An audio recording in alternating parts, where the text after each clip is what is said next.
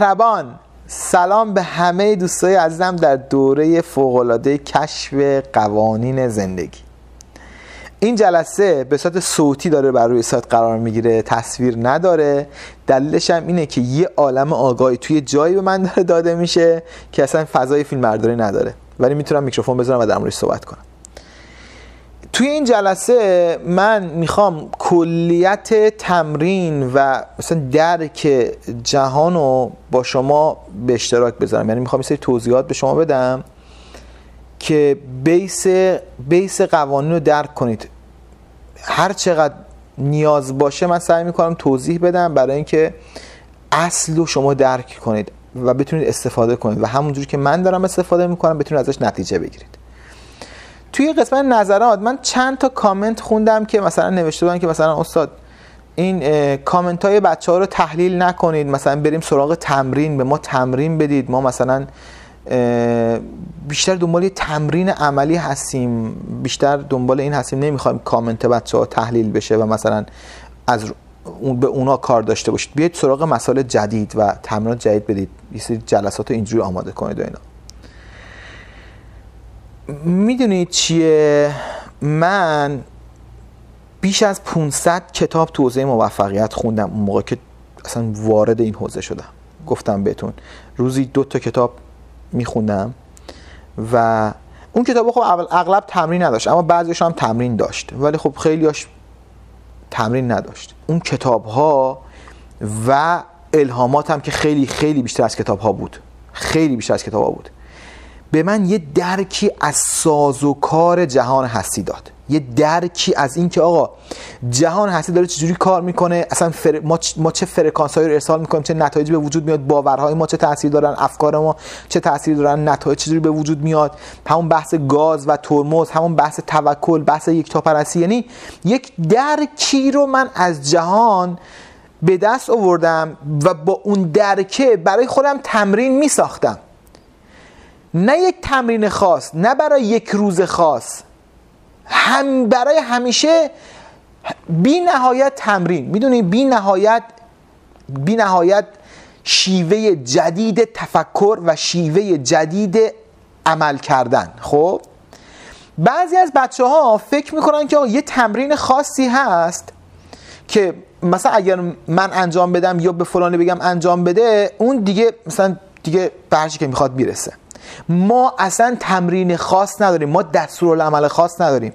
بچه‌ها ما به خاطر تفاوت بک‌گراندمون، تفاوت پیشینمون، یکی توی خانواده مذهبی به دنیا اومده، یکی تو خانواده فقیر به دنیا اومده، یکی تو خانواده فقیر مذهبی به دنیا اومده، یکی تو خانواده به دنیا اومده که مثلا پدر سالار بوده، یکی تو خانواده به دنیا اومده که زن سالار بوده، یکی تو خانواده به دنیا اومده که مثلا تاریخ براشون مهم بوده، یکی با آدمای بزرگ شده که مثلا توی فضای علمی بودن، یکی با آدمای بزرگ شده که با فضای هنری بودن، یکی علاقه‌مند به فیلم‌های ترسناک بوده، یکی علاقه‌مند به فیلم‌های کمدی بوده، یکی علاقه‌مند به چه می‌دونم بحث‌های سیاسی بوده تو خانواده‌اش. یعنی ما یه معجونیم، هر کدوم از ما یه معجون یکتا هستیم. ما مثل اثرات انگشتان دستمون هستیم. ما به هیچ عنوان، هیچ کدوم از ما به هیچ عنوان شبیه به هیچ کدوم از ما نیستیم. یعنی 2 تا آدم شبیه به هم تو جهان، نه از نظر قیافه، نه از نظر اثر انگشت، نه از نظر طرز فکر و نه از نظر بک‌گراند پیدا نمیشه. جهان به این شکل یکتاست. خب بنابراین یک دستورالعمل ثابت برای رسیدن به یک هدف مشخص وجود نداره. ما باید درک کنیم قوانین جهان هستی رو، خب با درکمون از قوانین بشینیم برای خودمون فکر کنیم، بگیم آقا حالا من چجوری از این چیزی که درک کردم در زندگیم استفاده کنم، چجوری باورامو تغییر بدم. حالا که فهمیدم ترمز چیه، حالا که فهمیدم گاز چیه، چجوری گاز بیشتری بدم و چجوری پامو از روی ترمز بردارم.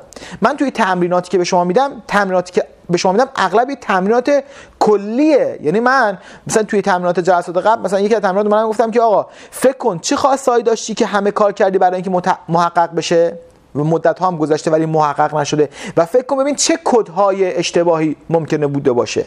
یعنی نمی‌مونم بگم آقا این کد اشتباهه یا این کد خاص اشتباهه یا این ترمز خاص رو تو داری. گفتم ببین چه ترمزهایی ممکنه داشته باشی و فکر کن، و بعد اومدم با در واقع جوابهایی که شما به اون سوال دادید دارم به شما میگم آقا کیا ترمز درست پیدا کردن، کیا ترمز درست پیدا نکردن و برای این ترمز چه ترمزهای بهتر، چه راه حل‌های بهتری میتونیم پیدا کنیم. در واقع دارم مفهوم پیدا کردن ترمز و مفهوم رفع اون ترمز رو به شما یاد میدم در موضوعات مختلف که شما مفهومش رو بگیرید، نه فقط در مورد یک موضوع خاص. به قول آلبرت انیشتین میگه مثال زدن یکی از راه‌های آموزش دادن نیست، بلکه تنها راه آموزش دادنه. تنها راه آموزش دادن مثال زدنه، تنها راهش. خب وقتی که من میام در واقع، یعنی در مورد خودم اینجوری بودم، من هیچ تمرین خاصی رو بارها بچه‌ها پرسیدن آقای عباس شما زندگیتون از صبح تا شب میخوام ببینیم چه تمرینایی رو انجام میدید. صدها بار از من پرسیدن که از صبح تا شب زندگیتون رو فیلم کنید ببینید شما روز شبتون رو چجوری میگذرونید. فکر میکنم مثلا من میشم یه تمرین خاصی رو انجام میدم، یه کار خاصی رو انجام میدم، بعد مثلا اون باعث شده که من موفق باشم. اصلا اینطور نیست. من فکر میکنم و دوست دارم که شما به این نقطه برسید، فکر کنید اصل و اساس سازوکار جهان رو درک کنید. حالا که جهان اینجوری عمل میکنه، من برای رسیدن به هر خواسته که دارم چجوری میتونم از این سازوکار استفاده کنم برای اینکه خواسته خودم خلق کنم، حالا توی سلامتی، توی روابط، توی ثروت، توی معنویت، توی هر چیزی که هست. یعنی من کارم اینه، اینکه من اینقدر روی ترمز میام تاکید میکنم به خاطر اینکه میگم خواستهایی که شما دارید اغلب راحت اتفاق میفته با تضادهایی که بهش برمیخورید. موضوع پیدا کردن ترمز هاست. حالا در مورد ایجاد خواسته ها و واضح کردن خواسته هم تو جلسات بعد صحبت میکنم اما دلیل اینکه تو جلسات اول اینقدر تاکید دارم روی ترمز ها و اینقدر میخوام در مورد صحبت کنم به خاطر اینکه این خیلی موضوع مهمتریه و اگر شما این بیس قوانین جهان هستی رو درک کنید خودتون میشید شفا دهنده خودتون میشید پزشک خودتون میشید مهندس خودتون میشید برنامه نویس خودتون. نمیخواد دیگه برید برای یک مشکل خاص برید سراغ برنامه نویس خاص، خودتون برنامه نویس زندگی خودتون میشید. خودتون همه قسمت‌های زندگیتون میتونید فیکس کنید، میتونید درست کنید، میتونید به آرزوهاتون تو هر زمینه‌ای برسید، همونجوری که من دارم این کارو انجام میدم. یعنی من هیچ گونه مشاور خاصی ندارم. این دلیل اینکه کتابم نمیخونم به خاطر اینکه به این نتیجه رسیدم که آقا من هر چقدر تمرکزم رو روی درک سازوکار جهان هستی بذارم نتیجه های بزرگتر و بهتر میگیرم تا اینکه کتاب‌های رو بخونم که افراد کلیت قضیه رو درست درک نکردن. یعنی تمرکزشون اتفاقا رو تمرینات بوده. کتاب‌هایی که توی حوزه موفقیت هست بعضیشون مثلا فقط تمرین دادن، آقا تمرین جلسه اول بشینید این کارو بکنید، بشینید مثلا چه میدونم در مورد فلان چیز بنویسید، برید مثلا به رئیستون فلان چیز رو بگید، خب برید با بچه‌تون فلان حرف رو بزنید، فلان بازی رو بکنید، به شوهرتون فلان حرف رو بزنید، فلان جمله رو بگید. من میخوام خیلی بزرگتر از این حرف رو فکر کنیم. جلسه 3 و 4 خیلی جلسات خوبی بود از نظر من، به من خیلی خیلی کمک کرد به خاطری که دارم سازوکار، من تا ابد هر چقدر در مورد سازوکار جهان هستی فکر کنم بازم کمه.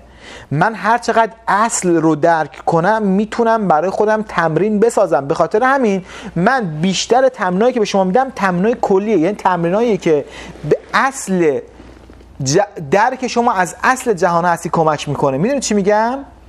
نه اینکه مثلا آقا چه مسئله‌تو در مورد حالا روابطت حل کنیم، حالا روابطت با شوهرت، در مورد کارت، در مورد درست حل کنیم. نه، ما بیایم بفهمیم آقا اصلا فرکانس ها چی هن، باورها چجوری شکل میگیرن، چجوری باورها تغییر میکنن، چجوری باورها قدرتمندتر میشوند، چجوری ترمزها ایجاد میشوند، چجوری ترمزها برداشته میشوند، چجوری خواسته ها شکل میگیرن، چجوری به خواسته ها میرسیم. وقتی که ما کلیت این داستان رو درک کنیم، وقتی بفهمیم نقش خداوند رو توی جهان هستی، که من گفتم که جایگاه خداوند اینه که اومده یه سری قوانین رو خلق کرده، ثبات بخشیده به این جهان هستی، به شما هم قدرت خلق فرکانس داده و تضمین کرده اتفاقاتی برای شما تو زندگیتون میفته که همسنگ هم فرکانس با افکارتون باشه. تضمین کرده اینو، یعنی با قوانینش تضمین کرده. این نقش خداست. در واقع خدا یک زبان برنامه‌ریزی رو نوشته، گفته آقا هر کاری که میخوای بکنی، هر چی که دوست داری، کلا اومد ها اولا و ها اولا، ما به همتون کمک میکنیم. میخوای با این زبان برنامه‌نویسی ویروس بساز، ویروس کامپیوتری بنویس، میخوای یک نرم افزار کاربردی بنویس، ما هم به شما اجازه میدیم با این زبان برنامه‌نویسی، با این محیط برنامه‌نویسی، با این جهانی که برات خلقت کردیم، هم اجازه میدیم یک ویروس کامپیوتری بنویسی که کامپیوترها رو نابود کنه، بعد افزار بنویسی به قول خودشون، هم به شما کمک میکنیم که یعنی برای شما فضای رو فراهم کردیم که نرم افزار بنویسی، برنامه‌های کاربردی بنویسی. خب این فضا برای هر دو گروهه. به همین دلیل ما به همه کمک میکنیم، چه اونایی که بخوان برن بهشت، چه اونایی که بخوان برن جهنم، چه اونایی که بخوان بشن مافیای مواد مخدر، چه اونایی که بخوان بشن مثلا چه میدونم سازنده یک نسلی جدید از ماشین‌های برقی. ما به همه کمک میکنیم. کلا امید ها اولا و ها اولا، کار ما اینه. خب ما بستر رو فراهم کردیم، هر کسی هر برنامه بنویسه در هر مسیری که اراده کنه، ما بهش کمک میکنیم. شما بشین اراده کن، شما بشین بفهم جهان چجوری کار میکنه، درک کن با مثالایی که من میزنم از ترمزهای بقیه، با توضیحاتی که میدم. آقا وقتی من میام به شما میگم بچه‌ها این جمله خیلی مهمه ها، اگر یک هدف خیلی بزرگ داشته باشی و اشتیاق فراوان و سوزانی براش داشته باشی، خیلی زود به اون هدف میتونی برسی. احتمال رسیدن به اون هدف خیلی خیلی زیاده اگه باورهای درست داشته باشی. یعنی فرض میکنم توی هدف بزرگ داری، یه اشتیاق فراوان برای رسیدن به هدفت داری، کار فعلا به باورها نداریم، یعنی باورها رو میذاریم کنار، هدف خیلی بزرگی رو داری، یعنی خیلی بزرگتر از این چیزی که الان هستی توش، ولی اشتیاق سوزانی داری براش. احتمال اینکه تو به این هدف برسی خیلی بیشتر از این که تو یه هدف خیلی کوچولو داشته باشی اما اشتیاقی براش نداشته باشی. حالا اون احتمال چجوری میشه 100% بشه؟ باورها اگه درست باشن. همین یه جمله که اشتیاق سوزان میتونه شما رو به خواستهای بسیار بسیار بزرگ برسونه، اما اشتیاق کم حتی به هدفهای خیلی ساده و معمولی هم شما رو نمیرسونه، این اصل میتونه به شما بسیار بسیار کمک کنه برای اینکه برای خودتون تمرین طراحی کنید. وقتی من میام در مورد اهرم رنج و لذت میگم مغز شما اینجوری کار میکنه و باید بشینی با این اهرم برای خودت اشتیاق بسازی.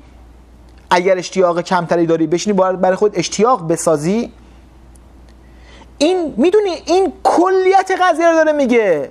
این یعنی که آقا تو بشین مثل این محیط برنامه‌نویسی بشین بین. من به شما برنامه خاص نمیدم، به شما کد خاص نمیگم، به خاطر اینکه هر کدوم از شما یه خواسته متفاوتی دارید از هم دیگه. من میتونم در مورد خودم بگم، در مورد شما نمیتونم بگم.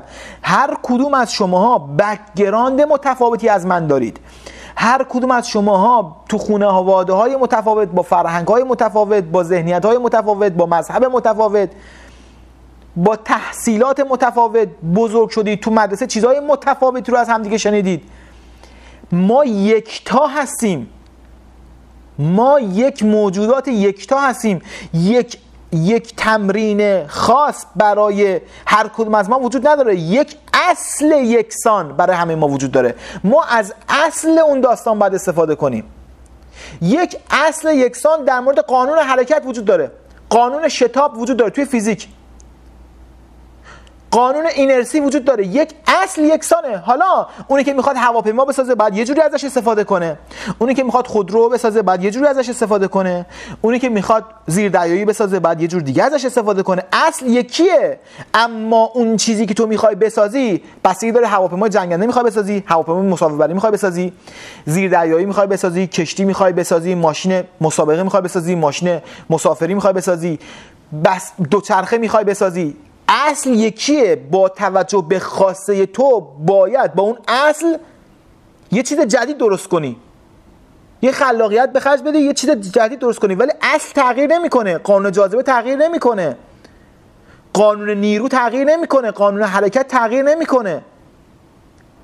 تمام این قوانین یکی هن. اما برای خواسته تو از ابزارهای متفاوت و از روشهای متفاوت به نتیجه متفاوتی میرسی. نتیجه که تو میخوای. اون کسی که داره زیردری درست میکنه نتیجه متفاوتی میخواد در نهایت بگیره تا کسی که داره هواپیمای مسافربری درست میکنه، ولی همشون از یک اصل استفاده میکنن. بنابراین تمرکز من توی آموزش هایی که به شما میدم، تمرکز من روی یاد دادن و درک اون اصله. بچه ها من یه باور اشتباهی داشتم قبلا که میخواستم لقمه رو بجوام بذارم تو دهن بچه ها، یعنی جویدنش هم با من باشه. به خاطر همین خیلی میومدم مثلا هی کار میکردم روی ذهن بچه ها، ولی بعد فهمیدم که آقا اصلا اینطور نیست. اصلا وظیفه من جویدن لقمه بچه ها نیست. وظیفه من اینه که بگم آقا انرژی که شما میخوای، چه مقدار انرژی لازم داره بدن شما، بعد بگم آقا توی هر ماده غذایی چه مقدار کالری وجود داره. شما بدونی حالا با توجه به انرژی که میخوای و حالا که میدونی هر ماده غذایی چقدر کالری داره، هر گرمش چقدر کالری داره و چجوری تبدیل میکنه به انرژی، خودت بشینی غذای خودت درست کنی. حالا هر کدومتون ممکنه یکی بیشتر گوشت بریزه، یکی بیشتر برنج بریزه، یکی بیشتر کاهو بریزه، یکی بیشتر میگو بریزه، یکی کمتر روغن بریزه، یکی بیشتر شکر بریزه. با توجه به نتیجه‌ای که میخواد ایجاد کنه میاد غذای خودش رو درست میکنه. خودش غذای خودش رو درست میکنه. من قبلا میخواستم نه تنها غذای بچه‌ها رو من درست کنم، نه تنها براشون آماده کنم، بلکه براشون بجوم، بذارم تو معدهشون که اونا نیاز نداشته باشه غذاشون رو بجوان. میدونی چی میگم؟ در واقع به این نتیجه رسیدم که آقا من نمیتونم با یه همچین جماعتی کار کنم. من با جماعتی میتونم کار کنم که مسئولیت غذا پختنش رو به عهده میگیره. میگه آقا تو به من بگو کالری چیه، تو هم بگو تو هر ماده غذایی چقدر کالری وجود داره، تو تعریف این کالری ها رو برای من واضح کن. بعد دیگه من میدونم حالا امروز مثلا میخوام عضله بسازم، چه غذایی رو باید درست کنم، فردا میخوام عضله خشک بسازم، میخوام چربی بسوزونم، بعد چه غذایی رو بخورم، پس فردا میخوام دو استقامت برم، بعد چه غذایی رو بخورم، پس این فردا میخوام برای امتحانات خودم آماده کنم، بعد چه غذایی بخورم، پس این فردا میخوام مثلا مسافرت برم تو هواپیما، بعد چه غذایی بخورم. من با توجه به اینکه بدونم چه ماده غذایی چقدر کالری داره، چقدر پروتئین داره، چقدر ویتامین داره، چقدر فلان داره و با توجه به نیازی که هر روز ممکنه داشته باشم، من میشم خودم غذای خودم درست میکنم. تو فقط کامل اینو من یاد بده که من درک کنم مواد غذایی رو و بحث انرژی رو و چطور این ماده غذایی توی بدن من تبدیل میشه به انرژی. دیگه من بقیه‌اش خودم درستش میکنم. خب و من تصمیم گرفتم با این افراد کار کنم، نه با افرادی که هیچ کاری نمیخوان بکنن و منتظرن یکی بیاد همه کار براشون انجام بده و اینا نتیجه بگیرن. من بلد نیستم، من از این روش نتیجه نگرفتم. من گفتم بهتون دلیلی که کتابهایی رو نمیخونم دیگه اینه که دارم روی اصل کار میکنم. بعد وقتی که اصل رو درک میکنم میشنم برای خودم چیکار میکنم؟ میشنم برای خودم تمرین میسازم. امروز یه تمرین میسازم، فردا یه تمرین دیگه میسازم، پس فردا یه تمرین دیگه میسازم، پس این فردا یعنی من کلا هر روز دارم یه تمرین جدید برای خودم درست میکنم. اصلا تمرینای من داره تکامل پیدا میکنه با توجه به خواسته های من، با توجه به کاری که قبلا انجام دادم، با توجه به برداشتی که از جهان داشتم. حالا کاری که من دارم توی دورهای مختلف انجام میدم و هر بارم دارم به همین سمت بیشتر میرم تا مثل قبل که می‌خواستم بجوام تو دورهای اولیه من همش فکر می‌کردم که باید بجوام غذا رو بدم تو دهن بچه‌ها. الان هی دارم به این نتیجه میرسم که نه، اگر کسی میخواد نتیجه بگیره، حداقل من با افرادی کار میخوام بکنم خب که میخوان اساس رو درک کنن، میخوان پزشک خودشون بشن، نمیخوان فقط برای مثلا الان کمر دردشون مشکلشون حل بشه، میخوان پزشکی بشن که تمام موارد رو بتونن حل کنن. نمیخوان فقط الان این نرم افزار خاص رو درست کنن، میخوان برنامه نویسی رو یاد بگیرن که هر نرم افزاری رو روی هر دیوایسی که چه الان چه گذشته و چه آینده هر دستگاهی بیاد بتونن برنامه‌شو بنویسن. من با این افراد میخوام کار کنم. خب پس این فکر رو کلا بذارید کنار که آقا یک تمرین خاصی رو تو به ما بده که ما مثلا اون تمرین رو استفاده کنیم و مثلا نتیجه بگیریم. نه، من فقط اصل به شما میگم. وقتی میگم آقا اشتیاق بیشتر باعث میشه شما هدفات برسی، این میدونید چقدر ارزشمنده؟ اگه شما اینو درک کنید چه کارهایی میتونید بکنید؟ وقتی من میام میگم که آقا اگر هیچ ترمزی نداشته باشید به محض اینکه چیزی رو اراده کنید به وجود میاد و این قانون جهانه، میدونید چقدر ارزشمنده؟ میدونید اگه درکش کنید یعنی چی؟ وقتی من میام ترمزهای شما رو دونه دونه مثال میزنم، میگم که این دوستمون برای این مثلا خونه بزرگ میخواسته بگیره، بعد به این فکر کرده که این خونه ممکنه اینجوری باشه، اینجوری باشه، اینجوری باشه، اینجوری باشه، این دردسر داشته باشه و به این دلیل هدایت نشده. میدونید درک این موضوع چقدر به شما کمک میکنه که یه سری خواسته رو داری ولی فکر میکنی این خواسته یه سری دردسر رو برات ایجاد میکنه، به همین دلیل به خواستات نمیرسی. میدونید چقدر ارزشمند درک این موضوع و میدونید چقدر میتونید تمرین متفاوت در مورد خواسته‌های متفاوت برای خودتون بسازید. وقتی من میگم که آقا توی دانشگاه من میشستم ذهن مراقب رو اونجوری که دوست داشتم تغییر میدادم به نفع خودم که واکنشی که به من میده در جهت خواستهای من باشه، میدونید چقدر تأثیر گذاره که آقا تو بفهمی که چه قدرتی داری، بعد این قدرت تو هر چیزی که بخوای استفاده کنی. حالا ما اون موقع توی دانشگاه برای ذهن مراقب استفاده میکردیم، بعد گفتم بهتون همون موقع به خودم گفتم آقا چه فکریه، من بیام از این قدرتم برای این استفاده کنم، میام از این قدرتم برای خلق زندگیم استفاده میکنم، نه برای امتحان و اینا. دلیل اینم که اون موقع داشتم این کارا رو میکردم دلیل بود که به اون درس علاقه‌ای نداشتم. خب به اون درس علاقه نداشتم ولی به این کارا علاقه داشتم. اگر من به درس علاقه داشتم اصلا نیاز نبود که بشینم ذهن مراقب و اینقدر عاشقانه درس رو میخوندم که اصلا مراقب باشه یا نباشه من بهترین نمره رو میگرفتم. اون موقع به درس علاقه نداشتم ولی به این موضوعات علاقه داشتم. من موقع امتحانات دانشگاهم به جای اینکه بشینم درس‌های کتابای دانشگاه رو که یه جزء 20 صفحه‌ای بود برای هر درسی بخونم، میومدم 400 صفحه کتاب غیر درسی میخونم کی روز امتحان تو کتابخونه دانشگاه که همه بچه‌ها داشتن با استرس میشستن کتابای درسی میخوندن، من داشتم کتابای غیر درسی میخوندم 400 صفحه، اونا 20 صفحه، بعد من 20 صفحه رو نمیخوندم چون علاقه ای نداشتم بهش. بعد میومدم با اون قدرتی که از اون کتاب 400 صفحه‌ای گرفته بودم و بهم گفته بود که تو میتونی ذهن آدما رو کنترل کنی به نفع خودت، میومدم از اون استفاده میکردم برای اینکه اون نتیجه امتحانا رو کسب کنم که آخرش اصلا نرفتم از اون رشته‌ام استفاده کنم، نه اصلا مدرکم هم نگرفتم، هنوز مدرکم هم نگرفتم از اون دانشگاه. به خاطر اینکه بعد فهمیدم که بابا من اصلا برای زندگی نیاز به مدرک ندارم، من نیاز دارم به یک باور، من نیاز دارم به درک اصول جهان هستی. مدرک کیلو چنده اصلا؟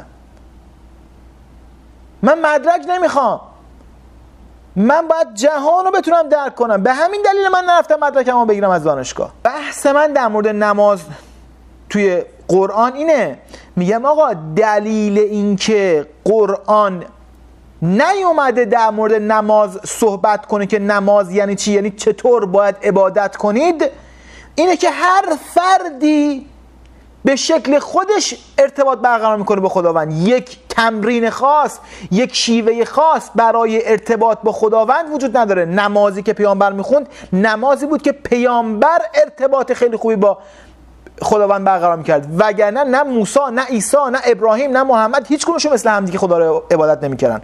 هر کدومشون به روش‌های خودشون خدا رو عبادت میکردن. اون روشی که پیامبر عبادت کرد خداوند رو، روش بسیار بسیار خوبی بود که برای پیامبر و برای خیلی از آدما خیلی جواب میدهد، ارتباط باش برقرار میکنن، ولی برای یه سری ممکنه جواب ندهد، نتونن ارتباط خوبی باش برقرار کنن. به همین دلیل گفتم که دلیل این که توی قرآن اومده تک به تک با جزئیات کامل که حتی وضو رو از کجا آب بریزی، کجاها رو بشوری، همه اینا رو با جزئیات گفته، ولی در مورد نماز نیومده بگه. حج رو با جزئیات گفته، در مورد نماز هیچی نگفته جزئیاتشو. ارث رو با جزئیات گفته، دیه رو با جزئیات گفته. 100 تا موضوعی که به نظر ما خیلی از نماز بی ارزش تره و کم ارزش تره، با جزئیات قدم به قدم و مثلا با دیتیل ریز اومده گفته. حتی اومده گفته که آقا وقتی که شما ظهر میرید با همسرتون میخوابید، بچه ها نباید وارد اتاق والدین بشن. حتی به این جزئیات توجه کرده قرآن. چرا؟ چون ممکنه والدین توی زمان استراحتشون راحت بوده باشن، بچه‌ها نباید وارد بشن. شما حساب کن کتابی که میاد با این جزئیات در مورد وضو، در مورد حج، این کارو بکن، این کارو بکن، این کارو بکن. در مورد روزه، از این زمان تا این زمان اگه مسافر بودی اینجوری باشه، اگه مریض بودی اونجوری باشه، اگر روزتو فلان کردی اینجوری باشه، جریمه‌ش اینه، پاداشش. در مورد همه چیز با جزئیات گفته. چطور نیومده در مورد نماز صحبت کنه؟ چطور نیومده بگه آقا این صلاتی که داره میگه یعنی چی؟ آقا ما نفهمیدیم. صلات کنید آقا، یقیمون از صلات. خب باشه، یقیمون از صلات. خب این صلات چیه؟ خب چیکار منظور چیه که صلات کنیم؟ چیکار کنیم؟ این صلات چیه دقیقاً؟ چرا نیومده بگه؟ ولی چرا اومده گفته که روزه چیه؟ چرا اومده گفته که وضو چیه؟ چرا اومده گفته حج چیه؟ حج اینه، روزه اینه، این کارو باید بکنه، این کارو باید بکنه، این کار. به خاطر اینکه رابطه شما با خداوند یه تمرین نیست که بگیم همه میتونن از این روش با خداوند ارتباط برقرار کنن. هر کسی با بک‌گراندی که داره، با گذشته‌ای که داره، بی نهایت روش داره برای ارتباط با خداوند. هر کسی بی نهایت راه اصلا ممکنه تغییر کنه. امروز این راه باشه، فردا یا یه هفته دیگه، یه سال دیگه یه راه دیگه باشه، یه شکل دیگه ارتباط برقرار کنه با خداوند. میدونید چی میخوام بگم؟ من میخوام بگم که آقا در مورد رابطه شما با خداوند مثل همین داستان تمرینه. خب تمرینی که ما داریم میگیم، میاد خداوند اصول کلی جهان هستی رو به شما آموزش میدهد. خب میاد در موردش میگه آقا اصلا خدا چیه، شما کی هستی، ایمان چیه، توحید چیه، و بعد به شما میسپاره قضیه رو. در واقع وقتی که شما میاید توی حتی داستان روش عبادت میای میبینی آقا این یک روش شخصی و هر کسی که خودش باید برسه بهش، الگو نداره، فرمت نداره، یک فرمت خاص نداره. خب یعنی این منطقی میکنه قرآن رو برای من. این کارای قرآن هست که من این کتاب رو اینقدر تأثیرگذار توی زندگیم دیدم. خب که چقدر منطقیه، چقدر درسته، حداقل با اون چیزی که من از قوانین جهان هستی درک کردم چقدر منطبقه. خب شما به جای اینکه منتظر باشید یک نفری بیاد یه الگویی به شما بگه، شما باید الگو بسازید برای خودتون. شما باید اصل درک کنید. یعنی من تمام تمرکزم روی دورهام هر چقدر بیشتر میگذره روی اینه که اون اصلی رو که من درک کردم و باهاش میتونم همه کار بکنم. یعنی یک اصلیه، باهاش میتونی سلامتی ایجاد کنی، البته میتونی باهاش بیماری هم ایجاد کنی، باهاش میتونی ثروت ایجاد کنی، باهاش میتونی روابط ایجاد کنی، باهاش میتونی اعتماد به نفس ایجاد کنی، باهاش میتونی همه کار بکنی. خب باهاش میتونی زندگی تو خلق کنی در تمام جنبه‌های زندگی. اون اصل نیاز داره به تکرار، نیاز داره به درکش، نیاز داره به فهمش. و نه من و نه شما این آگاهی‌هایی که من گفته میشه رو و من به شما میگم توی دوره‌های مختلف و نه من کامل میتونم درک کنم در حال حاضر، نه شما میتونید. این آگاهی‌ها مثل یک دریای بی‌نهایته. شما به اندازه ظرفت میتونی از این آگاهی استفاده کنی. یعنی به اندازه‌ای که ظرفت بزرگ باشه میتونی این آگاهی رو دریافت کنی. بقیه‌اشو نمیتونی دریافت کنی. به این معنی نیست که وجود نداره، تو نمیتونی دریافت کنی. برای اینکه به شما ثابت بشه که اینجوریه، شما یک هفته بعد، یک ماه بعد، یک سال بعد، 10 سال بعد، هر کدوم از دوره‌هایی که تهیه کردید، هر کدوم از جلسات هر کدوم از دوره‌ها رو، یا دوره کشف قوانین زندگی رو، حتی اون جلسه که فکر می‌کنه مثلا به اندازه اون یکی جلسه تاثیرگذار نبود، خب یک هفته، یک ماه، سال، 10 سال بعد اگر گوشش کنی چیزهایی رو میفهمی و درهایی رو برات باز میکنه و آگاهی‌ها رو بهت میده که اصلا خودت باورت نمیشه که چطور من اینا رو قبلا نفهمیدم. یعنی در واقع تازه به خودت میگی من تازه قضیه رو گرفتم، من تازه فهمیدم قضیه چیه.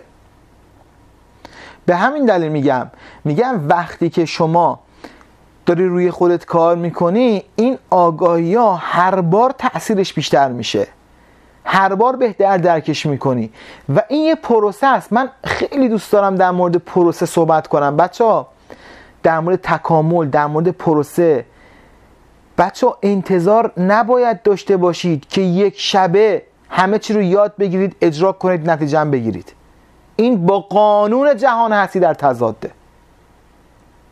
این با کل اون سیستم و نظام آفرینش در تضاده. ببینید ما باید باید درک کنیم فاصله خودمون رو از خواسته هامون. فرض کن که شما میخواید پیاده روی کنید از خونتون تا یه مرکز خریدی. شما درک میکنید مثلا آقا 1 کیلومتر 2 کیلومتر فاصله هست بین خونه شما تا اون مغازه، تا اون فروشگاه. اینو درک میکنید. وقتی شما شروع میکنید به حرکت کردن، 2 قدم راه میری، انتظار نداری رسیده باشی به مرکز خرید یا به اون فروشگاه. میگه آقا من 2 قدم رفتم، یک فاصله بین جایی که الان من هستم و اون فروشگاه وجود داره و بعد من فاصله رو باید طی کنم. یعنی اینجوری نیست که 2 قدم بری بگی ای بابا نرسیدم برگردی. که شما میری 2 قدم ها میری، بعد میگی خب از این فاصله 2 قدم کم شد، دوباره 5 قدم میری میگی از این فاصله 7 قدم کم شد. یعنی شما آگاهی که آقا بین اون جایی که هستی و خواسته شما یک فاصله وجود داره که باید این مسیر رو طی کنی. ولی نمیدونم چه جوری مثلا بچه‌ها در مورد فرکانساشون و در مورد خواستهاشون اینجوری فکر نمی‌کنن. فکر می‌کنن آقا من یه دکمه رو تو فرکانسام میزنم، فرکانسام کامل تغییر میکنه. یه دکمه رو میزنم، باورم کامل تغییر میکنه. نه، این یه مسیر آرام آرام داره تغییر میکنه و به اندازه‌ای که فرکانسات تغییر میکنه، باورات تغییر میکنه، نتایج رخ میده. به اندازه‌ای که باورات تغییر میکنه نتایج رخ میده. ولی آرام آرام باورات تغییر میکنه. چطور باور تغییر میکنه؟ با تکرار این صحبت‌ها. به خاطر همه میگم این فایل‌ها رو بارها و بارها گوش کنید. با تکرار این صحبت‌ها، با فکر کردن به این صحبت‌ها، با به یاد آوردن این قوانین در زندگی خودتون و در زندگی اطرافیانتون، این باور داره شکل میگیره. میدونی یعنی من وقتی که شروع کردم، اولش منم خیلی عجله داشتم، منم خیلی دوست داشتم زود اون ماشین رو بخرم، زود اون خونه رو بخرم، زود اون اتفاق رخ بده و اینا. ولی از یه جایی به بعد دیگه فهمیدم آقا رخ میده، آقا اون ماشینا خریده میشه، آقا اون خونه ها، اون اعتبار، اون سلامتی، اون اتفاقات، اون آرزوها رخ میده. تو باید این مسیر رو طی کنی و در دل این مسیر آرام آرامی خواسته‌ام برات به وجود میاد. دیگه از زندگی لذت ببر. حالا من میخوام در مورد این مسیر و لذت بردن از زندگی کاملا توی چند تا جلسه صحبت کنم، چون خیلی مهمه. خب و بعد از اون به جای اینکه من هی بگم نه من میخوام زود به این برسم، زود به اون برسم، زود به اون برسم و مسیر رو زهرمار کنم برای خودم و آخرشم نرسم، فهمیدم که نه آقا من باید از زندگیم لذت ببرم. اینا به وجود میاد، این به وجود اومده. این مثل اون مغازه است که ساخته شده است، جنسا توش هست، من از خونه دارم راه میافتم و بهش میرسم. من مطمئنم وقتی که از خونه میام بیرون، وقتی میخوام برم یه مغازه خرید کنم، مطمئنم اگر از این خیابون برم، از این مسیر برم، مطمئنم به مغازه میرسم، شکی ندارم. به خاطر همین 4 قدم برم بر نمیگردم، ادامه میدم مسیر رو. چرا؟ چون مغازه هست، جنسا هم توش هست. اینجوری اتفاقات برای شما داره رخ میده. وقتی که خواسته ها شکل میگیره، اون خواسته ها به وجود اومده است. بقیهش اون مسیری که باید طی بشه. هر بار هم سرعت شما در طی کردن مسیر سریعتر میشه. کی؟ وقتی که به اون خواستهای اولیه میرسی، به اون هدفهای کوچیکتر میرسی، کوچیکتر از ذهن خودت.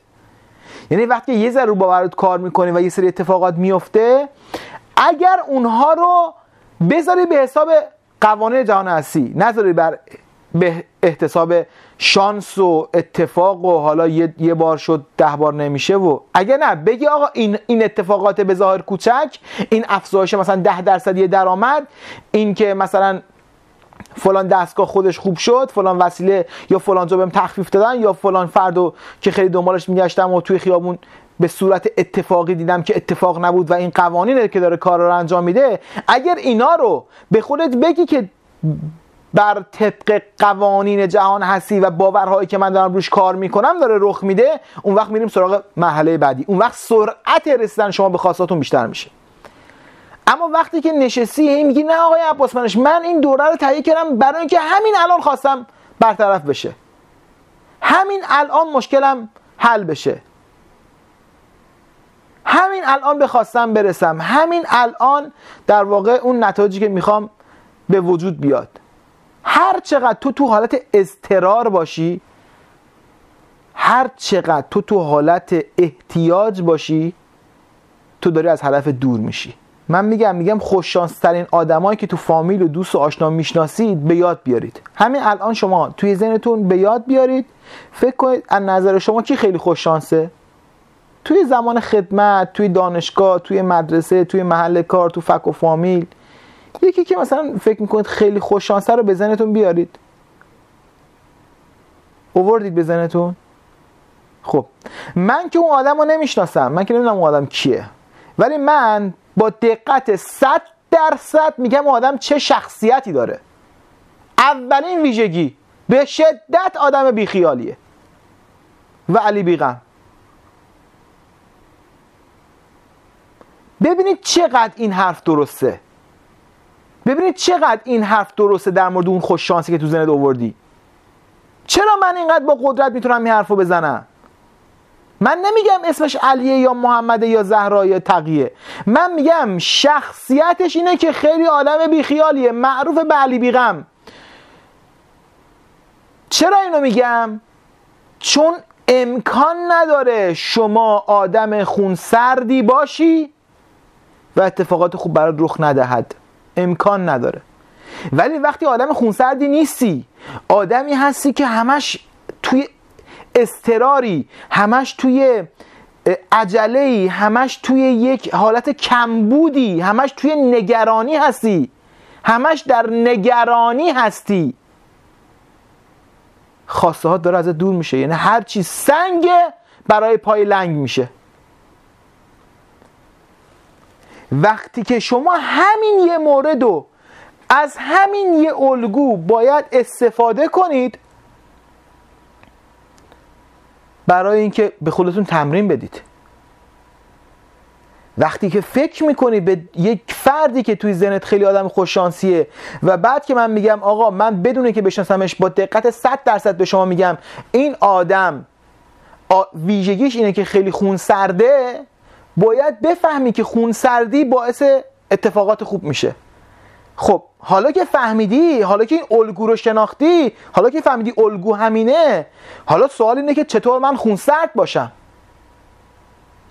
بشین به خودت تمرین بده. به جای اینکه اینقدر عجله کنی، اینقدر نگران باشی، اینقدر بگی چرا نشد، وای زودتر بشه، بیا از زندگیت لذت ببر، بیا دنبال نشانه های سپاسگزاری توی زندگیت باش، دنبال چیزایی باش که به خاطرش میتونی سپاسگزار باشی، دنبال لذت بردن از چیزای بظاهر ساده توی زندگیت باش. بعد ببین چقدر اتفاقات خوب برات رخ میده. و اگر آگاهانه این کار رو انجام بدی، 1000 برابر از اون دوست و فک و فامیلت که خوششانستر خواهی بود. اگر آگاهانه این کار رو انجام بدی، چون قدرتش خیلی بیشتر از زمانی که ناآگاهانه یکی شخصیتش اینجوریه که علی بیغمه، خون سرده. ببینید بچه ها، همه این صحبت ها برای اینه که شما قوانین رو درک کنید. اگر قوانین رو درک کنید که گفتم بهتون، منم الان نمیتونم این آگاهی که بهم گفته میشه رو کامل درک کنم، منم به اندازه ظرفم دارم درک میکنم، ولی چون ظرفم داره هر بار بزرگتر میشه، درک من داره بیشتر میشه از این قوانین، باور من داره قویتر میشه. به اندازه‌ای که باور من قویتر بشه، عمل کردم با دقت بیشتری، یعنی مطمئن‌تر عمل میکنم، با ایمان بیشتری عمل میکنم به قوانین، به همون نسبت اتفاقات بهتری برای من رخ میده. یعنی در مقیاس بزرگتر ثروت برای من میاد، سلامتی برای من میاد، روابط برای من میاد، نعمت‌ها در مقیاس بزرگتر میان، وگرنه نعمت‌ها که انتهایی ندارن. گفتم اگر ترمزی نباشد، آنچه که اراده میکنی به وجود میآید در لحظه. اما هیچ کسی در جهان نیست که ترمز نداشته باشه، هیچ پیامبری، هیچ امامی، هیچ فردی.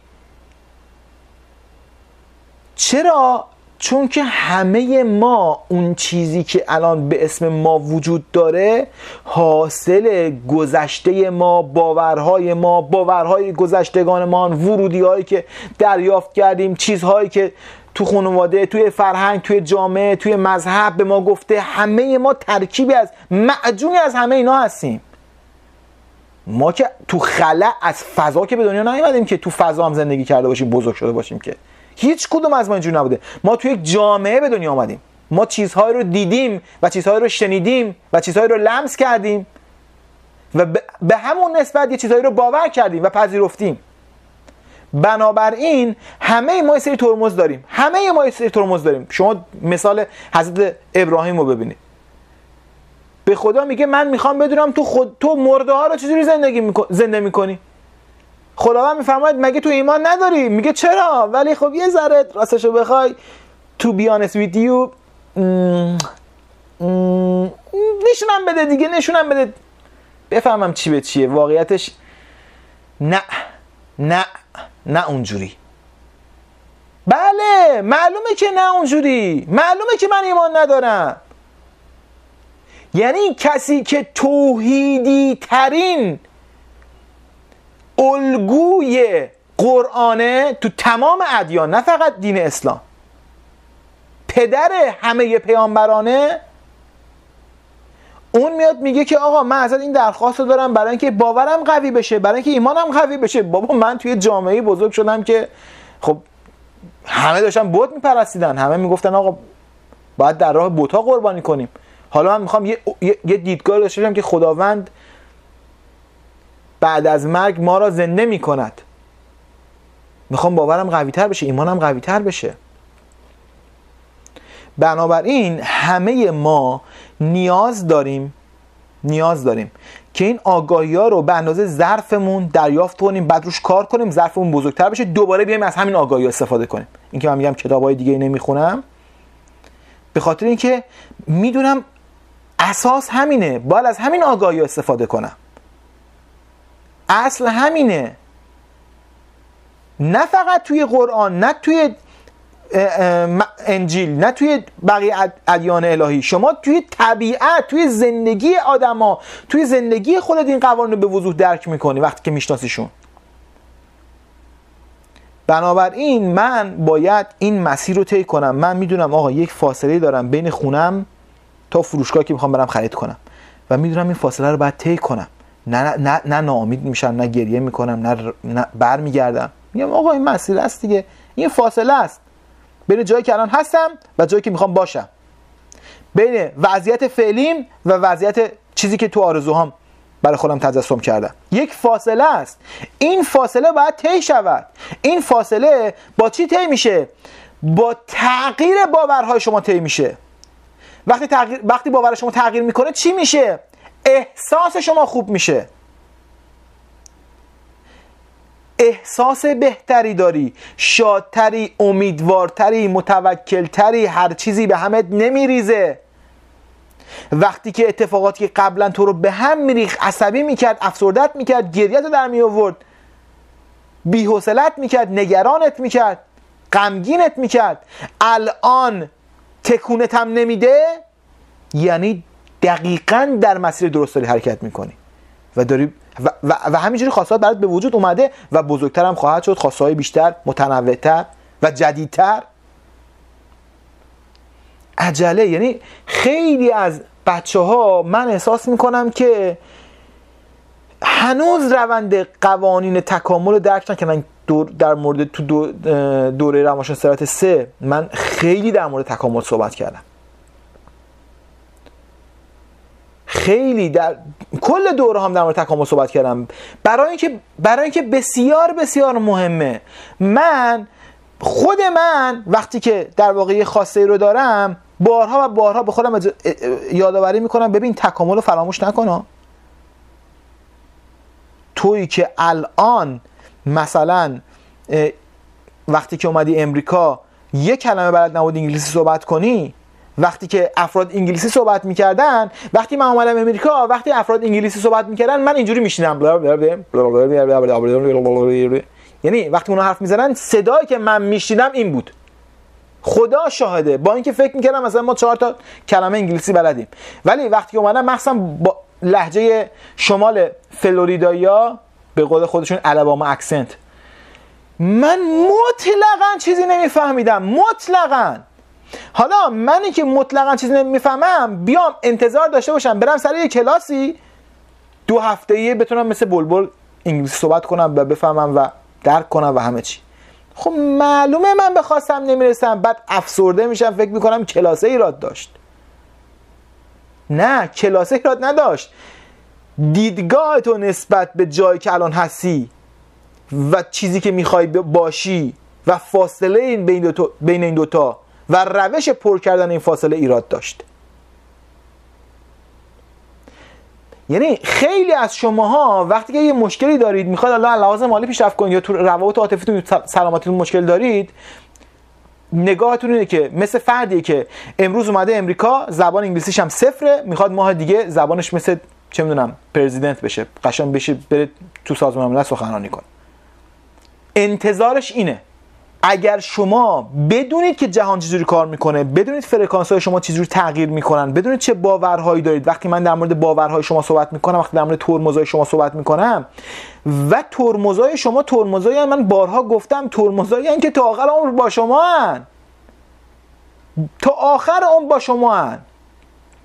یعنی باور کمبود تا آخر عمر با ماست. یعنی من کلی کار کردم رو خودم تو تمام جنبه‌ها، مگه من فقط روی یک ترمز کار کردم؟ من رو تمام ایرادام دارم کار میکنم.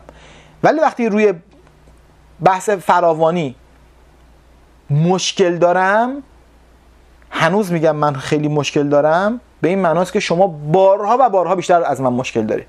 من به اندازه که تونستم ترمزامو تو بحث فراوانی درست کنم، ثروت و نعمت بیشتر وارد زندگی من شده.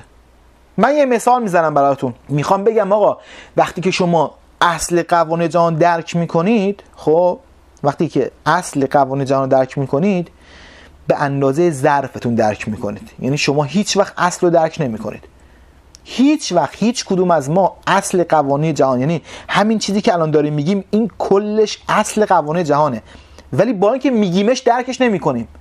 میگیمش، من میگم، شما میگیم، مینویسیم در موردش، اما درکش نمیکنیم. درکی که عمل توش باشه ها، درکی که تو عملمون همون باشه. خب من برای شما مثال میزنم در مورد همین باور کم بود. خب من کلی اومدم روی بحث باور فراوانی کار کردم که جهان بی نهایت ثروت، بی نهایت نعمت، هر روز از همه جهت نعمت‌ها بیشتر میشن. چه میدونم، برای خودم الگو پیدا میکردم، برای خودم مثال‌هایی رو میزدم که کشورها دارن هر روز ثروتمندتر میشن بدون که کشورهای فقیر بشن. یعنی چین و برزیل و هند و کشورهای مختلف رو مثال میزدم که هر روز ثروتمندتر شدن، غیر از اینکه کشورهای ثروتمند که ثروتمندتر شدن مثل امریکا و چه میدونم کانادا و استرالیا و آلمان و اینا که هر روز ثروتمندتر شدن. کشورهای فقیر هم که ثروتمندتر شدن، کشورهای متوسط هم که ثروتمندتر شدن. پس اینجوری نبوده که چیزی از بقیه گرفته بشه به کس دیگه داده بشه. این جهان فراوانی داره توش. این جهان یه چشمه بی نهایت از ثروت و نعمت، به اندازه که آدم باورش قوی میشه این نعمت‌ها رو دریافت میکنه. و هزار تا کاری که من تو دوره روانشناسی ثروت 1 و 2 و 3 در موردش صحبت کردم که آقا این باور فراوانی رو و دوره جهان بینی تولید و همه دوره‌ها و تو همین دوره کشف قوانین زندگی هم صحبت خواهم کرد. همین الان هم دارم در موردش صحبت میکنم. یعنی میومدم باور فراوانی رو برای خودم میدیدم. آقا مثلا میرفتم مغازه‌هایی که یه عالمه مشتری دارن، بیزنس‌هایی که مثلا تازه شروع کردن به کار کردن ولی خیلی موفق شدن. میرفتم شرکتایی رو میدیدم که یک نوع خدمات دارن به مخاطب ارائه میکنن، چند تا شرکتن یه نوع خدمات دارن ارائه میکنن ولی همشون دارن پیشرفت میکنن. یعنی اینجوری نیست که چون خدماتشون یکیه مثلا چه میدونم فقط یکیشون پیشرفت کنه بقیه‌شون پیشرفت نکنن. نه، با اینکه یه نوع محصول دارن تولید میکنن، یه نوع کار دارن انجام میدن، مثل شرکت‌های هواپیمایی، مثل نمیدونم مکدونالد و برگر کینگ، مثل لوز و هوم دیپوت، مثل همین مثالایی که زدم. خب تو امریکا مثلا مثالاشو میزنم، میدم آقا داره یه محصول دوتاشون هم روبروی همن. یعنی تاکو بل این وره، مکدونالد این وره، برگر کینگ دقیقاً اون ورشه، همه دارن میفروشن، همه هم صف، همه هم شلوغ. میگفتم ببین این فراوانی مشتری ها، این ثروت ها، این نعمت ها. و به این شکل باور میکردم که نعمت و ثروت داره هر روز و هر روز بیشتر میشه. نعمت هایی که از هر روز، مثلا میگفتم ببین این مثلا ما قبلا میخواستیم یک نامه رو از یه شهر به یه شهر دیگه ببریم، یعنی پیغامی رو برسونیم. باید مثلا یک پیکی میگرفتیم با اسب بلند میشد، مثلا روزها حرکت میکرد تا یک نامه رو برسونه از یک شهر به یک شهر دیگه، از یک پادشاهی به یک پادشاه دیگه. مردم عادی که نمیتونستن امکان داشته باشن. بعد تازه اون یکی دوباره بعد جوابشو میداد، دوباره اون پیکه میومد، دوباره یک ماه بعد میرسید به این یکی جواب میگرفت، دوباره این جواب میگرفت، میخواست یه چیز دیگه بده، جواب دیگه بده، یه توضیح دیگه بده، دوباره همین داستان ادامه داشت. هر چقدر بیشتر گذشت این داستان آسانتر شد، کم هزینه تر شد. بعد مثلا یاد گرفتم با کبوتر این کارو بکنن، بعد یاد گرفتیم با تلگراف این کارو بکنیم، بعد یاد گرفتیم که با تلفن این کارو بکنیم. اما خیلی ساده تر شد. مثلا حرف میزدیم، اونم حرف میزد اما هزینه داشت. یادتونه نمیدونم یا نه اون موقع مثلا با تلفن‌ها میرفتیم، زمان جنگ بود، میرفتیم توی این باجه ها با یه مش گونی سکه با خودمون میبردیم، همونجوری که حرف میزدیم این سکه رو بعد توی تونتون مینداختیم پایین، یه بوقی میزد، بعد مینداختیم پایین که بتونیم صحبت کنیم. از شهرستان به شهرستان می‌خواستیم صحبت کنیم. بعدش که دیگه سکه تمام شد، تلفن خونه بود، صحبت میکردیم، این پشت میگفت بیپ بیپ، هر بیبی که میزد من 5 تومن 10 تومن چقدر داشت شارژمون میکرد، حسابمون در واقع بعد پول پرداخت میکردیم. بعد الان نگاه میکنیم میبینیم طرف، من از اینجا با مادر خودم توی ایران از امریکا و ایران، شهرستان نه، امریکا و ایران صحبت میکنم تصویری، یعنی نه تنها صداشو میشنوم تصویرش هم میبینم، اونم تصویر منو میبینه، صحبت میکنیم فور فری، رایگان، تصویرم داریم، صدا هم داریم، کیفیت فیلمم، این مامان اینجا اینجوریه، اونم میگفت اونجا اینجوریه، و این اونم نه 1 دقیقه و 2 دقیقه، ساعتها، هیچ عددی هم پرداخت نمی کنیم. خب به خودم میگم بابا هر روز جهان داره ثروتمندتر میشه، هر روز داره کارا راحت‌تر میشه، هر روز ایده های بهتری میاد، این تموم نشدنیه، این بهتر شدنا. اینا رو من همه اینا رو که دارم مثال میزنم، اینا مثالایی که میشه پیدا کرد برای باور فراوانی. خب برای باور فراوانی، از خورشید گرفته، از ابرها گرفته، از این هر روز گونه‌های جانوری گیاهی جدید درست میکنن، هر روز داره کارا راحت‌تر میشه، هر روز گیاهان مقوی‌تر، مقاوم به سموم، مقاوم به آفات و شما دیگه انتهایی نداره این داستان. به این نتیجه میرسی که بابا جهان بی نهایت ثروت توشه، بی نهایت ایده توشه، بی نهایت موقعیت توشه. نگران نباش، فکر نکن که یه روزی میرسه به قحطی میرسیم. نعمت‌ها هر روز داره بیشتر میشه، جهان داره اینجوری عمل میکنه. حالا من اینو به اندازه‌ای که باور کردم، نعمت و ثروت توی زندگیم اومد. به اندازه‌ای که اینو باور کردم، تونستم راحت‌تر خرج کنم برای زندگی خودم. قبلا من اصلا اینقدر باور کمبود داشتم که اصلا نمیتونستم خرج کنم. من یادمه توی زمان دانشگاه، من مثلا بچه‌ها میرفتن آب معدنی میخریدن، من تعجب میکردم، میگفتم بابا مثلا چرا باید اینا برن آب معدنی بخرن؟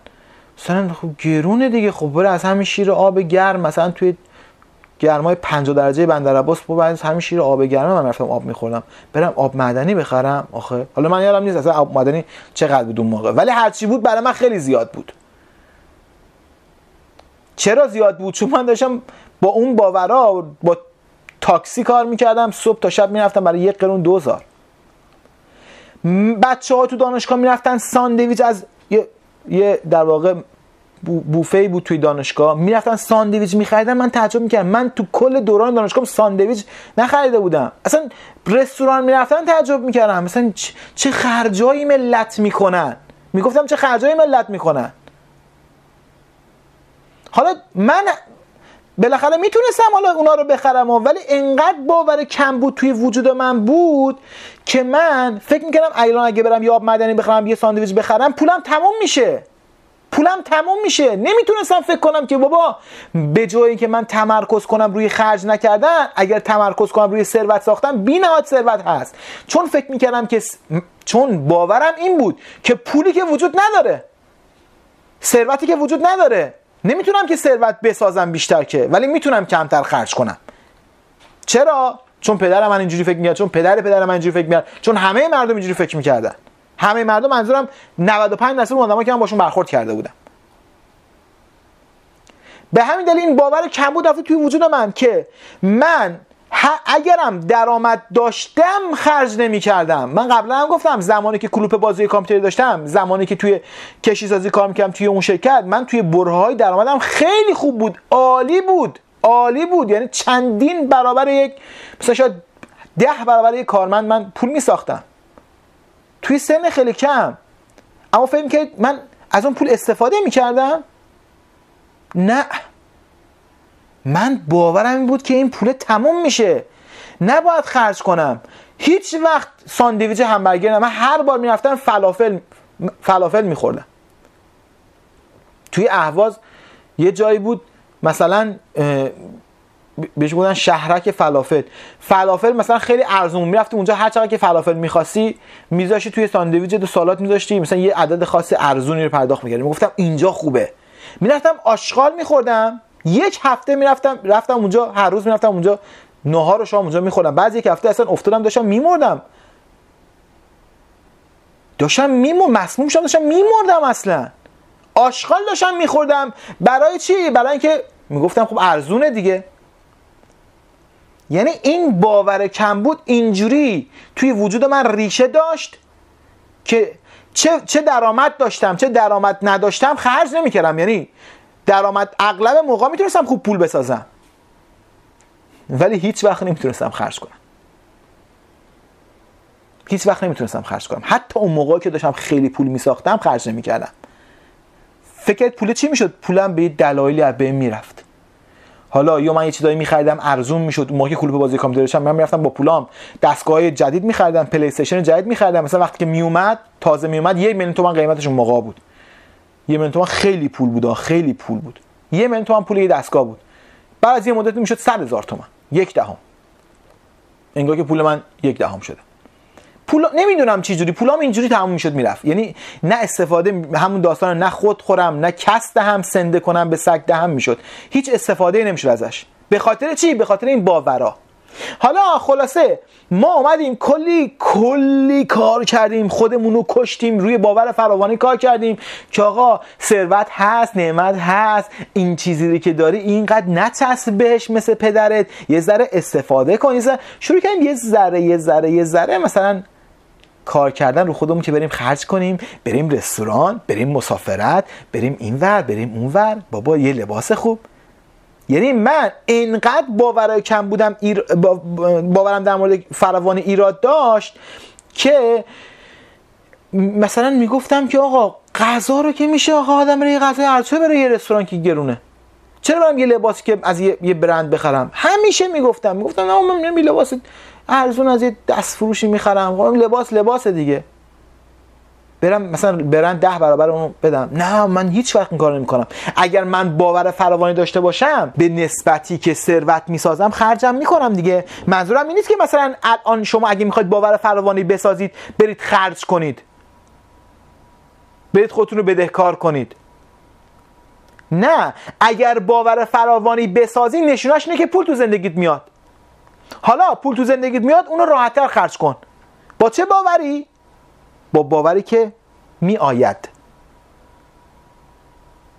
با باوری که این ثروت می آید، با تکرار باور فراوانی، با دیدن الگوهای فراوانی.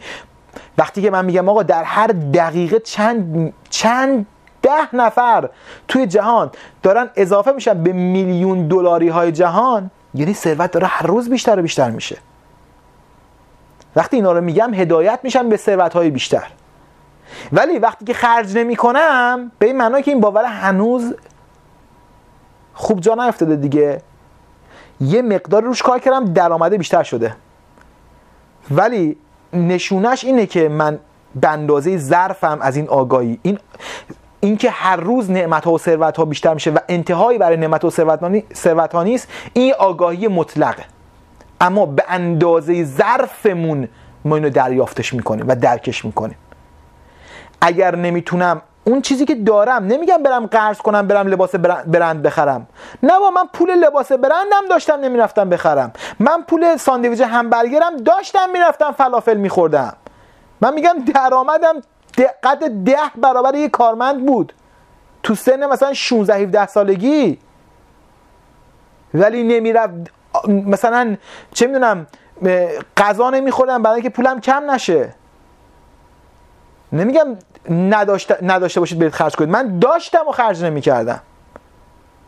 فکر کردم تموم میشه، فکر کردم دیگه در واقع هیچی نمیمونه ازش، همین یه ذره است، همین یه ذره است. به خاطر همینم میگم باور فراوانی اینقدر در تمام جنبه ها کار میکنه. حالا فراوانی در مورد دوست، در مورد همسر، نه همین یه دونه آدم اگه این با من نباشه کسی دیگه نمیتونم پیدا کنم، یه آدم درستابی دیگه نمیتونم پیدا کنم، یه دختر خوب دیگه پیدا نمیکنم، یه پسر خوب دیگه پیدا نمیکنم، یه دوست خوب دیگه پیدا نمیکنم.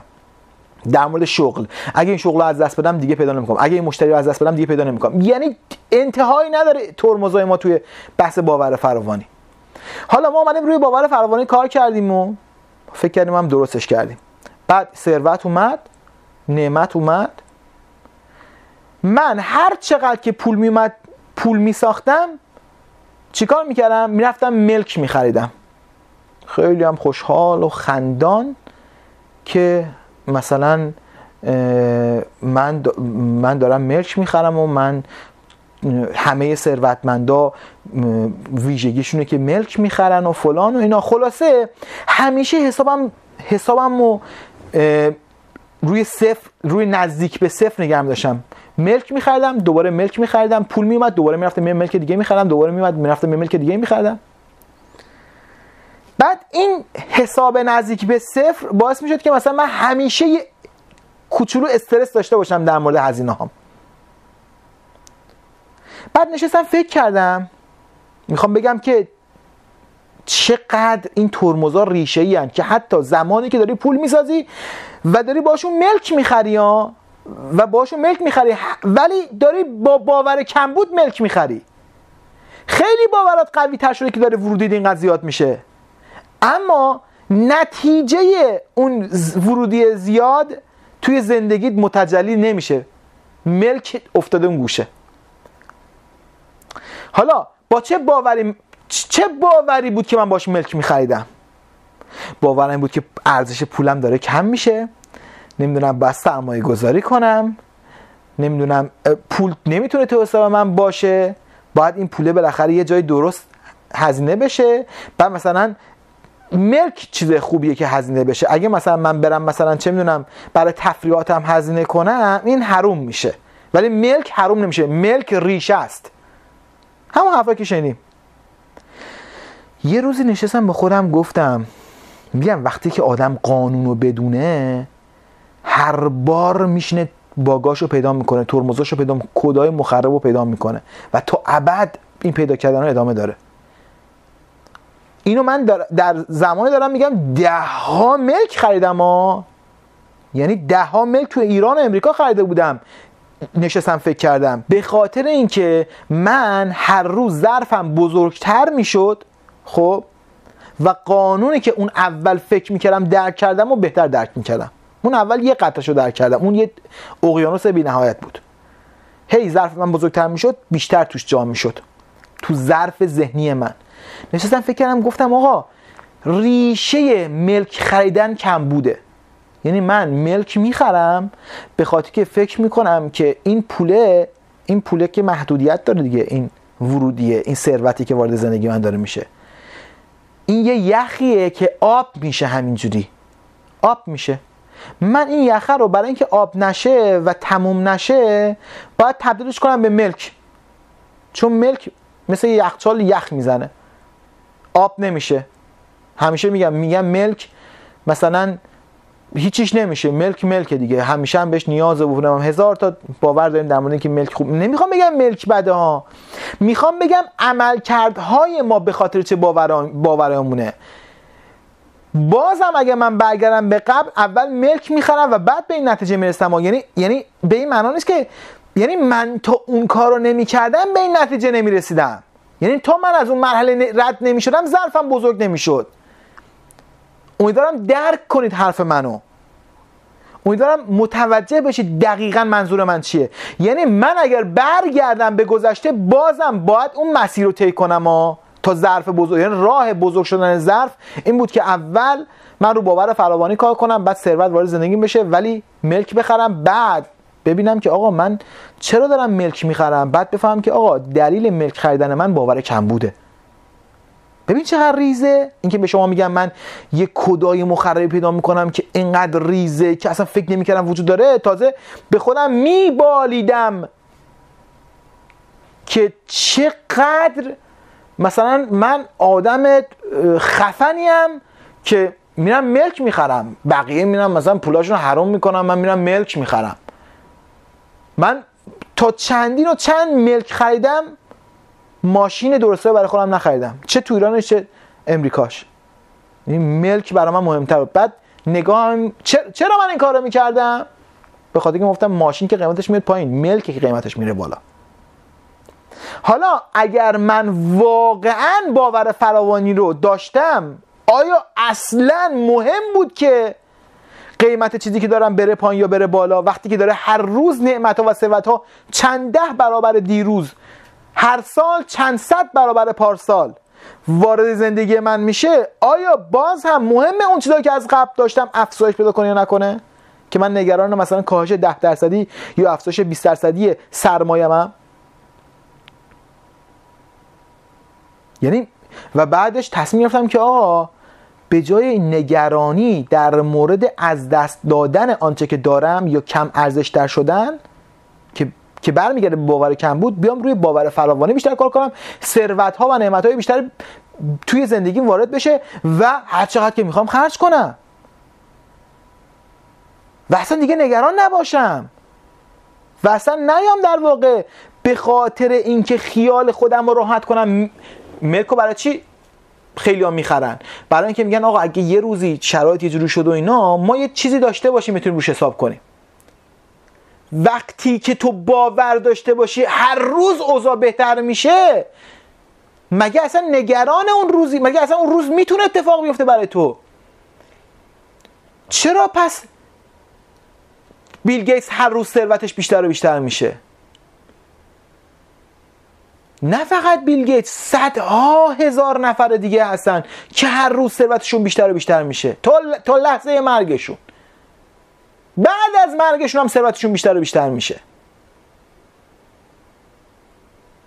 اونایی که به این جایگاه رسیدن، اونایی که تونستن یه سری چیزا رو به صورت بنیادین باور کنن که عملکردشون هم اونو نشون میده.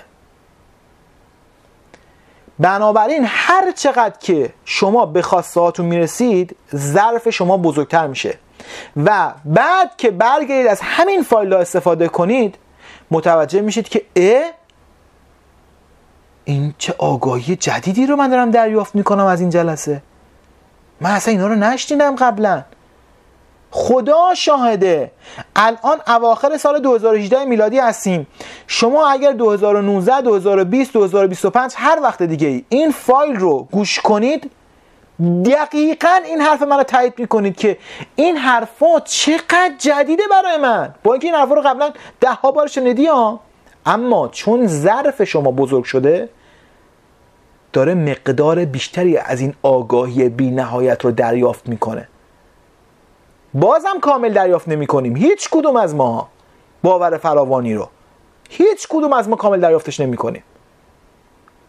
اینکه جهان بی نهایته، اینکه نعمت‌ها بی نهایتن، اینکه هر چقدر بخوای، هر چی که بخوای، به بی نهایت طریق بهت میرسه و اصلا محدودیتی در مورد اینکه تو چقدر بخوای نیست. بی نهایت نعمت، بی نهایت ثروت وجود داره، هر چی که بخوای بازم هست. هر چقدر داشت بخوای و به دست بیاری بازم بیشترش هست و میتونی به دست بیاری. محدودیتی در هیچی نیست، در تواناییات، در استعدادات، در نعمتات، در ثروتات. هیچ محدودیتی توی انرژی جهان نیست، هیچ محدودیتی. نامحدود همه چی هست و هر روز بیشتر و بیشتر کشف میشه، نه اینکه بیشتر تولید بشه. این بوده، هست و خواهد بود. ما بیشتر کشفش میکنیم. انرژی خورشیدی از قبل بوده، از زمانی که اصلا اولین انسان پاش رو روی کره زمین گذاشته این خورشید بوده، اما ما تازه فهمیدیم که آقا چیزی رو از نیروی خورشید استفاده کنیم. این انرژی هسته‌ای بوده، ما تازه فهمیدیم آقا چیزی رو از انرژی هسته‌ای استفاده کنیم. هر روز تازه بهتر میفهم که چجوری از انرژی هسته‌ای با صرفه تر، با کیفیت تر، به مقدار بیشتر، یا از انرژی خورشیدی یا از همه اینا بهتر استفاده کنیم. این در واقع مواد نفتی، گازی، فلان اینا بودن، ما تازه یاد گرفتیم چجوری از اینا انرژی تولید کنیم. ما تازه از ویژگی‌های مواد کشف کردیم، درک کردیم چجوری این ماده رو با این ماده قاطی کنیم، یک ماده جدید رو تولید کنیم. اینا از قبل بودن، ما داریم کشفشون میکنیم. قوانین از قبل بوده، ما داریم کشفشون میکنیم. ثروت‌ها از قبل بودن، ما داریم کشفشون میکنیم. ما تازه داریم میفهمیم آقا از فلان گیاه برای درمان فلان بیماری هم میتونیم استفاده کنیم. ما این گیاهی که پره، اینا از قبل گیاها بودن، ما فهمیدیم الان از توی این قسمت هم میتونیم ازش استفاده کنیم. ما تازه فهمیدیم که بابا از بلال، از ذرت میتونیم روغن، میتونیم بنزین، میتونیم نمیدونم سوخت تولید کنیم. بلاله که از قبل بوده، ما فهمیدیم که اینم یه راه جدیده برای تولید انرژی. و هر چقدر بیشتر میگذره، با توجه که باورهای ما داره قوی تر میشه، انسان ها راههای جدید رو پیدا میکنن، نه اینکه میسازن. اینا از قبل بوده، این مسیراش از قبل تو جهان بوده. نعمت و ثروت بی نهایت در جهان هست، بی نهایت. ما اینا رو، این بی نهایت رو الان میشنویم، هم من میشنوم هم شما میشنوید. اینکه آقا تو میتونی بی نهایت چیز داشته باشی، هم من میشنوم هم شما میشنوید، اما به اندازه ظرفمون درکش میکنیم، عمل میکنیم بهش. حالا اگر ظرف تو 2 سال بعد با همین باورها، با کار کردن با همین باورها، با به نتیجه رسیدن از همین باورها بزرگتر بشود، خب 2 سال بعد که این فایل رو گوش کنی، یه آگاهی جدید کسب میکنی، یه ایده جدید بهت گفته میشه، دوباره ظرفت بزرگتر میشه، در ثروت بیشتر وارد زندگیت میشه. 4 سال بعد دوباره میای فایل رو گوش میکنی، دوباره چیزای جدید توش پیدا میکنی که قبلا نشنیده بودی. بنابراین اون آگاهی‌ها که به من گفته میشه و من میام برای شما توضیحش میدم، اینا خالصن، اینا نابن، اما به اندازه ظرف ما استفاده میشه، هر کدوم از ما شخصی. حالا کار ما اینه که روی اینا کار کنیم. کار ما اینه که این آگاهی رو درک کنیم و بیایم